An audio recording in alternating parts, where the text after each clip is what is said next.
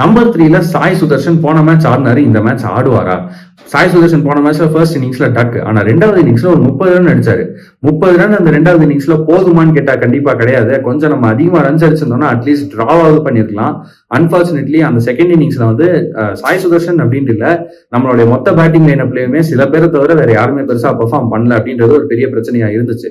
சாய் சுதர்ஷனை இங்க செலக்ட் பண்றதுக்கு நிறைய பேருக்கு வந்து என்ன கேள்வி இருக்கு அப்படின்னு சொன்னா, சாய் சுதர்ஷன் ஒரு நல்ல பிளேயரா இல்லையன்றதெல்லாம் யாருமே டவுட் பண்ணல. அவர் ஒரு நல்ல பிளேயர் தான். ஆனா அபிமன்யு ஈஸ்வரன் வந்து ரஞ்சி டிராஃபி ஆடி இருக்கிறாரு. அப்ப டொமஸ்டிக் ஆடினவங்களுக்கு வேல்யூ இல்லையா அப்படின்ற ஒரு கேள்வி வருது. பட் என்ன பொறுத்த வரைக்கும் சாய் சுதர்ஷன் இவங்க செலக்ட் பண்ணது ஒரு லெஃப்ட் ஹேண்டரா அந்த நம்பர் 3ல அவர்கிட்ட இருக்கிற அந்த கேமுக்கு, அவர்கிட்ட இருக்கிற அந்த டேலண்ட்டுக்கு கரெக்டான டெசிஷன் தான் நான் நினைக்கிறேன். Abhimanyu Easwaran is unlucky to miss out. ஆனா இப்போ உடனே வந்து ஃபர்ஸ்ட் ஒரு மேட்ச் சான்ஸ் கொடுத்துட்டு அவர் சரியா ஆடலன்னு சொல்லி அவரை தூக்கிட்டு அபிமன்யு ஈஸ்வரன் இந்த மேட்ச் கொண்டு வரதுன்றதுல எனக்கு வந்து உடன்பாடே கிடையாது.